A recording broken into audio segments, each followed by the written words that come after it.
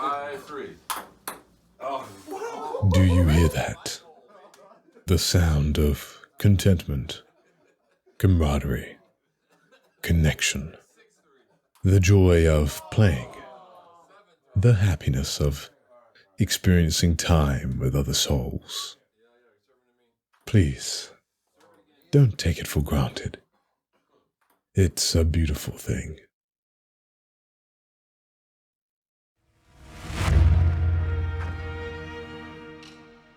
We watch from a distance as red and blue flames fly into the air. The visuals only accompanied by the music and sounds of a scorching inferno. Despite this blazing aesthetic, I only felt one thing: chills. I hope to make something that evokes the same awe and wonder from another person one day. It is truly the scene that I can call art.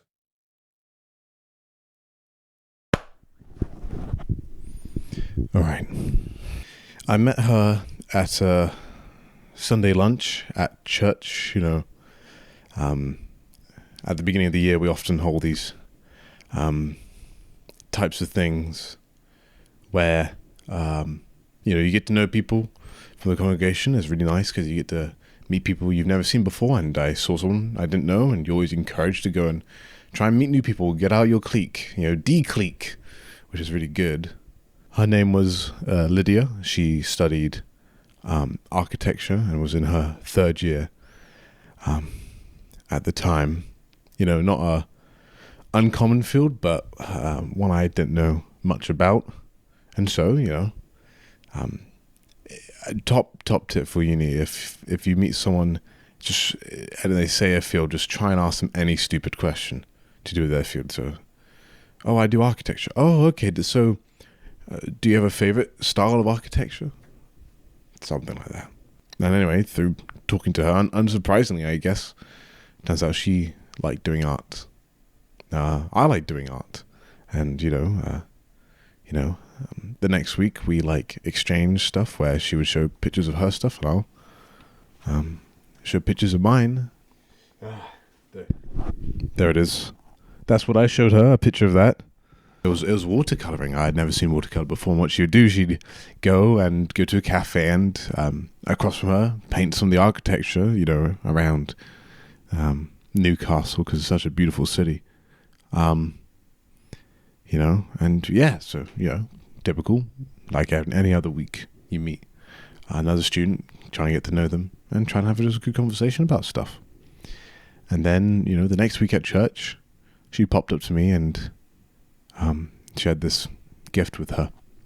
Not a gift, a box, and she gave it to me, and inside was watercolors. Handmade watercolors, the things that she had, and she was like, "Hey, have this, you may find it fun or something." I was really taken aback by that. After that, gift giving, I guess, we didn't talk much more. I had my friend group, she had her friend group. And I did eventually want to, I went away, didn't want to talk to her again until I had done some watercoloring. And be like, "Hey, look, I actually used that gift you gave me out of the blue, out of the kindness of your own heart." Maybe I go to cafes around the city like her or something like that. But I couldn't think of anything to draw, and classic introvert me, just kind of forgot about it. I wanted to create something nice. They sent a picture to my mum, who always likes my art, and then show it to her. I think that'd be really cool, and actually use whatever kind of gift she gave me.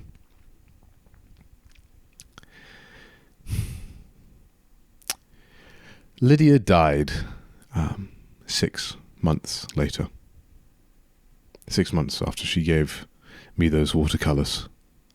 The cause of death was a sudden tragic heart attack. Literally out of nowhere, out of the blue. She was just gone. And the saddest thing about this was April 2020, I think. So she had been with friends and family the week prior. She was an international student. Then she was just gone. And we had to have her memorial service over Zoom as a church. To this day, I've still not used those watercolors.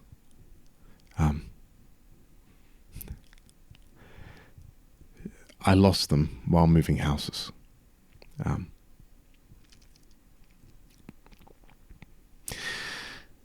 I hope to find them one day. In my inactivity to take the now and use that gift given to me, a big well of regret, for sure.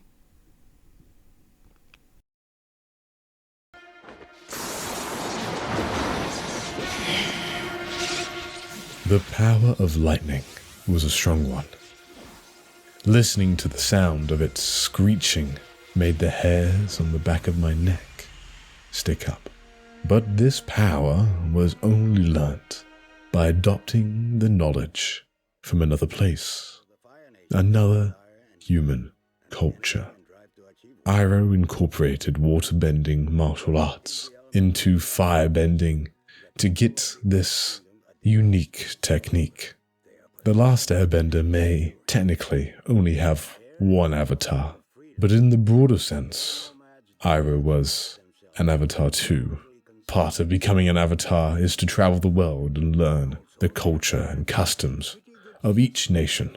That is how you become balanced, how you become understanding. And no one was more balanced and understanding than Uncle Iroh. He was an avatar. Lydia was from Hong Kong. I remember, you make friends on Facebook, and she was posting a lot about the protests at the time, and it's weird because you want to support them, but it's also just truly hard to grasp the issue at hand without, experiencing it. The history, the culture, the people, everything around that event is something that I could only really deal with and look at in the abstract, in the far-off perspective of someone from a country on the other side of the world. But it's through people of other cultures, other parts of the world, that you gain perspective. You're able to tap into their experience. You'll be able to get a glimpse of what their life is like. You can never know someone else's, even from your own cultures, fully, but tapping into that is powerful. Increasing your own understanding. I'll never have the history or culture she had, but I would have really enjoyed, asking her more about it. That would have been really cool.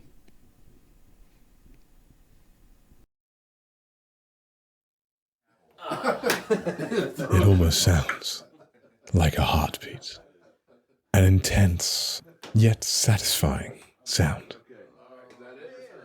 There is a rhythm to it. A beat of warmth. I take it you're here to retrieve your brother? The room is white. You recognize it.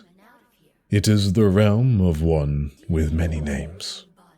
God, the One, the Eternal, Truth. The eerie grin appears once again as you feel helpless trying to understand its goal, its opinion.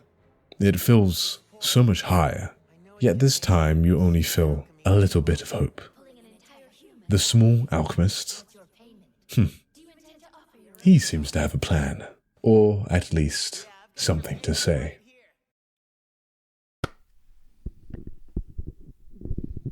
My earliest memory of Edis was when he asked me in year 10 geography class the classic theological query of, If God created us, then who created God? I don't remember my answer. But whatever the answer was, it mustn't have been a very good one, because I don't remember the conversation continuing after it. Despite this hiccup, we became very good friends in our art class during our time over the GCSEs we were doing. And my word, what a guy. He was always kind, supportive, loving as a friend, always one I could get advice from, and never one, that avoided helping someone in need. Over my time in that course, the piece I was most proud of was the one done in the style of Shepard Fairey's Obama Hope poster. The subject of that piece were my 3 close friends at the time.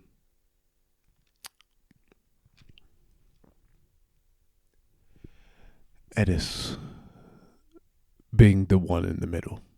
We remained good friends till our end of time at high school, secondary school, whatever you want to call it.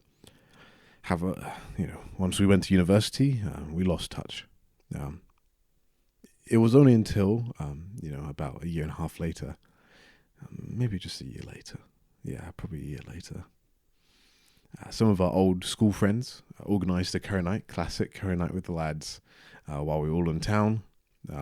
Absolute blast. So good. I love seeing old friends meeting up again, kind of picking up where you left off. Like there's no hitch in the plan, just as it was. And I remember we were walking from the curry house to our local spoons. And, I was able to finally get around to talking to Edis again, which was fantastic. And you know what? He was looking good. He had lost a fair bit of weight, and I was glad, It seems like that diet he had been constantly working on and trying was finally working out for him. I was really, really happy for him. Oh, cruel irony. Edis had stage 4 cancer in his liver. He had been dealing with it for the last 6 months. And I, his supposed friend, was none the wiser. All I could think at the time was, Edis can't die. He's so young, so kind. There's no way he can die. He's so young. He'll recover. He'll recover. He'll be fine. It will be fine. It will be fine. 7 months later, I was informed by another friend that Edis had passed. The last time I'd seen him was a month before, while I was back home for Christmas. He died just before the pandemic. His funeral was packed. Absolutely packed. Teachers and old school friends were all there. And honestly, it was unsurprising for a man like Edis. It's generally hard to believe he couldn't get along with anybody. He was just one of those guys. Fullmetal Alchemist, at its core thematically, is about coming to terms with being human. Humans are flimsy, weak, and can be taken from us at a moment's notice. And that's okay. We can see how the extremes of religiosity, science, and the pursuit of knowledge affects us, and how those things try and make us something not ourselves, not human anymore. Living as a human is to suffer, is to struggle, but it's through those struggles and sacrifices that we keep moving on. And when you reach that goal, then you can be sure you have a heart of full metal. For a lesson without pain is meaningless. After all, who needs alchemy when I've got them? You've done it! That's the right answer! Good job! Losing Edis was tough. It was tough. But, my mother gave me such great advice against my introvert spirit, to tell me to spend as much time with him as I can now. Because I didn't know how much he had left. The forever optimist in me was like, he'll be fine, but I'm super thankful that my mother was there to just tell me not to confuse optimism with being lazy. And the human connection I have now with my close friends is, I'd like to say, stronger than ever. I try, though I'm still not the best. Human relationships can be really tough, but what I have gained from all those sacrifices that I may have made, they're always worth it. Always worth it. My regret is that I had to learn this lesson the hard way, but perhaps that's the only way there is to learn it.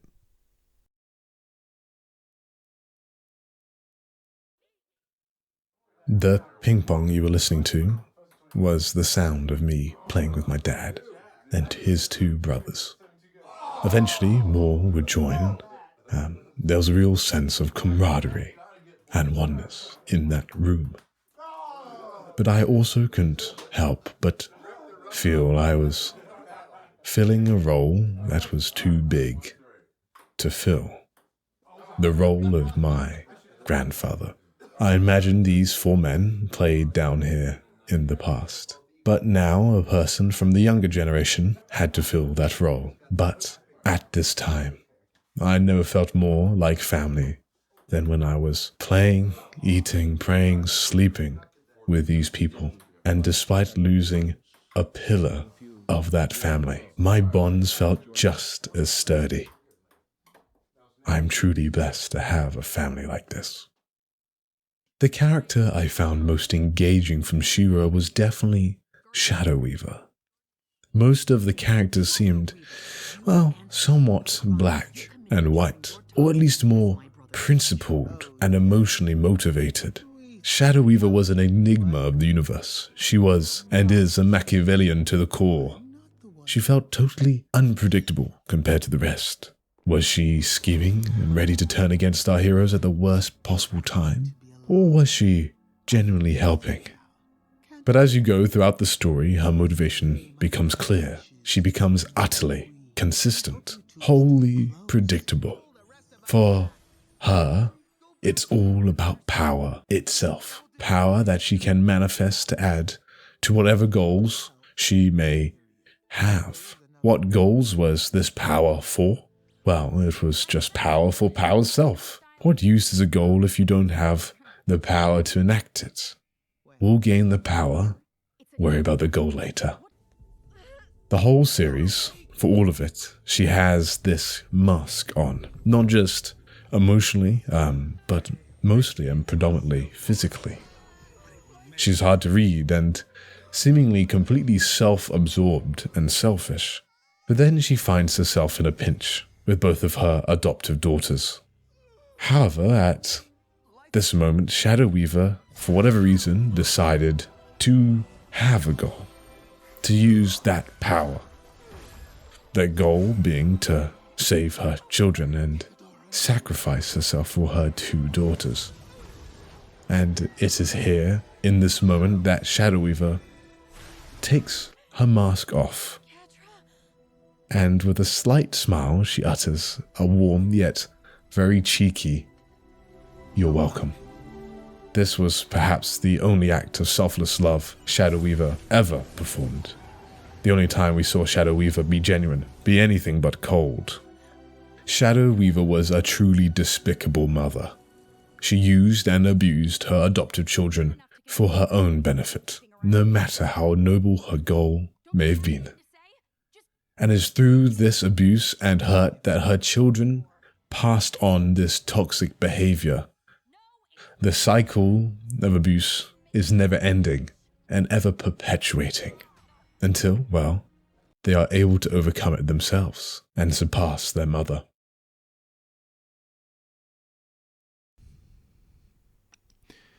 I am eternally grateful that I didn't grow up in a toxic environment, whether it be with friends at school or family at home.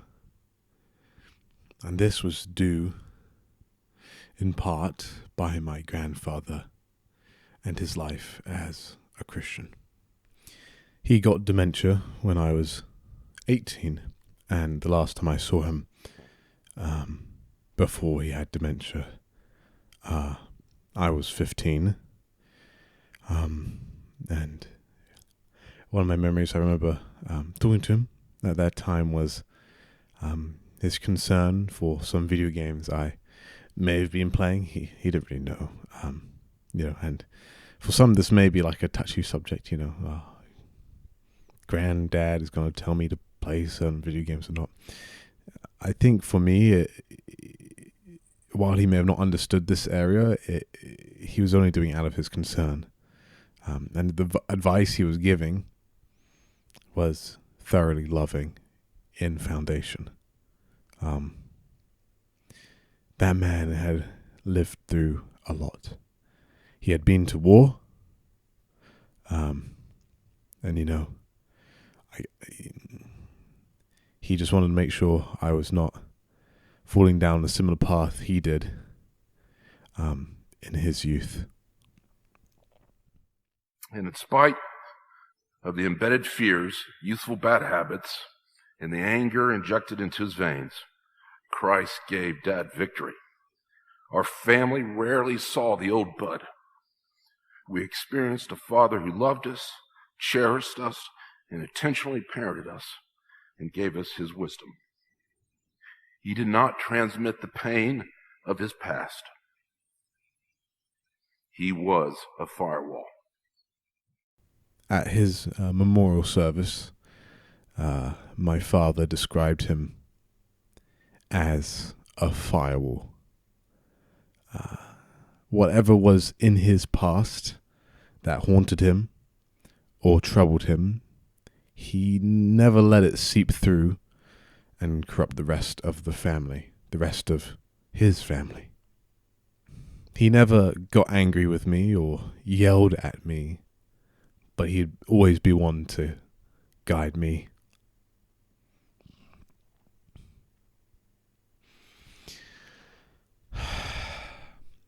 I wish I could talk to him as an adult and pick his brain more on certain subjects, but his cognitive ability was in full decline before I could. He was a professor of theology and was a great speaker, but it was only after he passed that I didn't realize I'd never actually heard a sermon or lecture of his in person, in a formal setting at least. 2 years before he passed, he was in full decline because I remember seeing him for the first time in a while, I think since he had got dementia. And my dad had to explain to him who I was. This is Jack, your grandson, remember? You can see on his face that something in there told him he should have. He felt guilt, perhaps, for not knowing, but he really didn't. There's a strange humanity. It feels like the soul is locked in that mushy brain cage and trying to wriggle out, screaming out, but unable to use anymore in a way. And this day was special because it was his birthday. So we were able to take him home. And we took him out of his memory care facility for a meal with the whole family. And I don't know if sitting in his old chair or at his normal place in the dining table helped him kind of realign himself or something. But after we finished eating, he, as he normally would after many meals, he began to preach. And when he started, I was just internally cringing. You know, you just have to indulge him, realize that, okay, I haven't heard him talk much. It's nice to hear his voice, but it was meandering, clunky, very unfocused. But then around about 15 minutes of talking, he all brought it back together. It was amazing. You know, the loose threads of this quilt, this tapestry,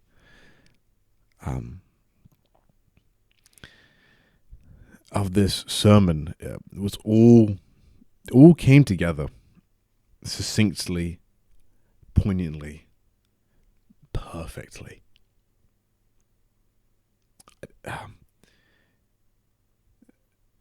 I genuinely wish I had a recording of it. Yeah.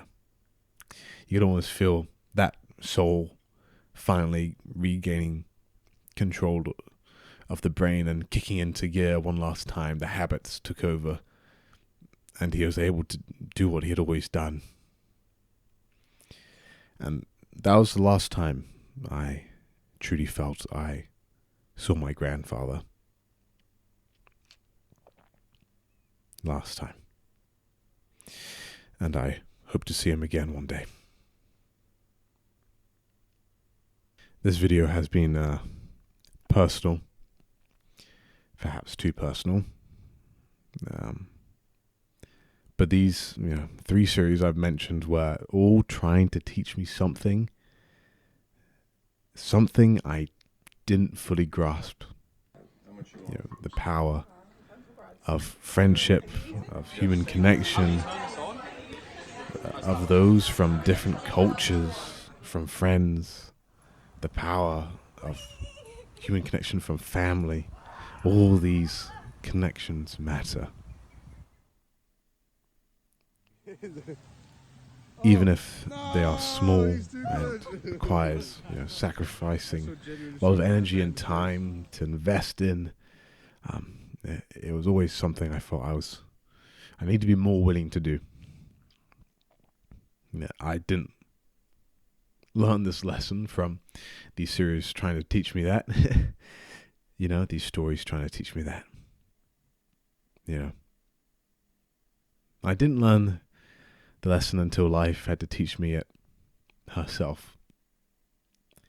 And so, like every YouTube video that talks about death, I implore you to go and connect with another being today. I implore you, take off your mask. Give up your alchemy. And become an avatar.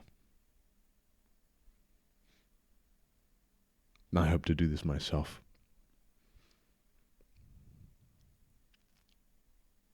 And I hope you guys call me out on it if I'm not. Thank you so much for watching.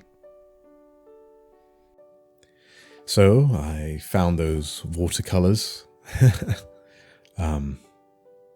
Yeah. I'm finally using them for the first time. I apologize, Lydia. It's taken me so long to do this, but I hope you can forgive me. Thank you so much for your gift. What I found out about doing YouTube videos is that the more you do it, the more you care, I guess, less about the views.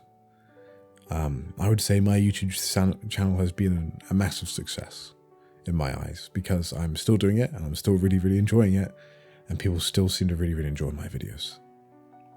What matters more than the views or the like to dislike ratio or anything like that is people's responses. Whether they tell me in short or long comments on Reddit, on Twitter, on Discord, through YouTube videos they've made doing, reviews of other people's stuff, or they're giving their thoughts on other people's stuff. It's all in person with my mates. It is so awesome. And I thank you so much for allowing me to have a connection with you and getting to know you guys just a little bit. I've met so many fantastic people online. It is really, really quite special. And it culminated in doing this quiz video last year, where I kind of ruined all my wanting and creative output on wanting to create videos. It was really, really tough. Then I did the podcast of that, which was also like the cherry on top of like burnout. There was something so special about, when you make the video, you hate it. Well, at least for this one, uncharacteristically, I hated it. I felt like the pacing was awful. But then I sent it over to Elite Ari, and he said it was good. He thought it was really good. That gave me the confidence to, okay, just keep on going. If it's going to be an hour and 45 minutes long, it's going to be an hour and 45 minutes long. I just really don't want these people in it to be bored. And then I watched it with them. And when it premiered, people turned up. It almost felt like a weird event. And so many people commented and was excited about it. And the people watching, their reactions were so worth it. It made it so worth it. Small little giggles, little comments, but also silence of being engrossed and not being bored, thankfully. Finding my little jabs and jokes at them to be funny and, not ridiculous. Thank you so much for that, guys. Small like things like that make doing this, or whatever I'm doing, very, very special. This video was meant to come out when I hit 1,000 subscribers. I hit that mark, and this video didn't come out. But this video has come up in my mind again. The script has been sitting here since 2021, sorry. Actually, no, 2020. Because of a death of another connection I had. But it's not a human connection, it was a connection with our family dog, Simba. Simba was a good boy. He almost made it to 11, which is pretty good for a golden Labrador, I think. He was so happy and energetic and never took a bad day out on you, because seeing you made his day better, and the feeling was mutual. It was incredible. But it's also something that, is a period of life. It's an era in our family that's come to an end. I got him just before I started going to secondary school or high school. Yeah. And he's been out until I finished uni, and I wasn't able to see him as much, but, lots of my friends know him, and he was a staple of our family. Unfortunately, earlier this year, he went completely blind really quickly, and his decline happened super fast. And it's hard to really understand. Yeah. Thank you, Simba. Thank you, Simba. Thank you, Lydia. Thank you, Edis. And thank you, Grandpa. Thank you all. Thank you all. Some bright morning when this life is over, I'll fly away to that home on God's celestial shore. I'll fly away. I'll fly away, oh glory, I'll fly away. When I die, hallelujah. by and by. I'll fly away. When the shadows of this life have gone, I'll fly away. Like a bird from these prison walls I'll fly. I'll fly away.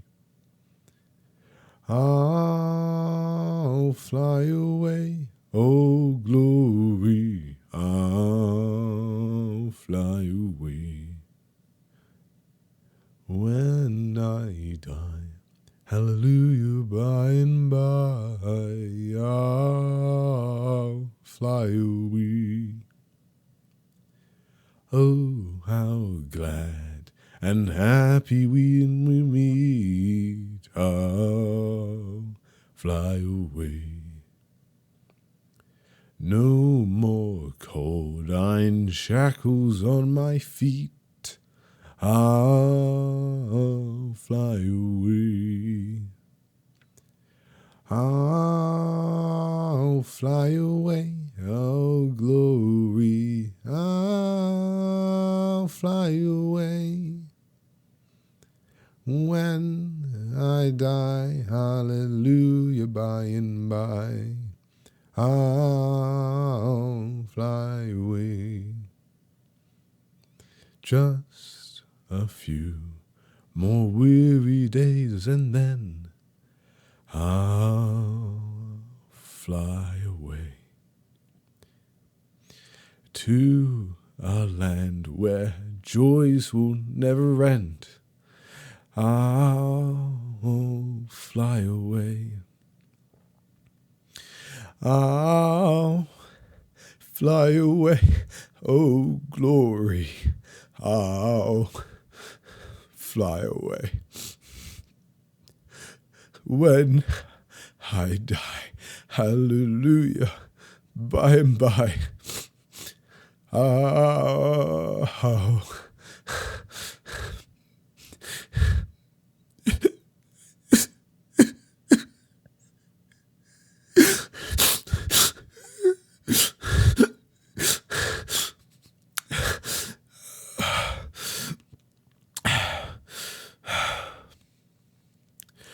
fly away.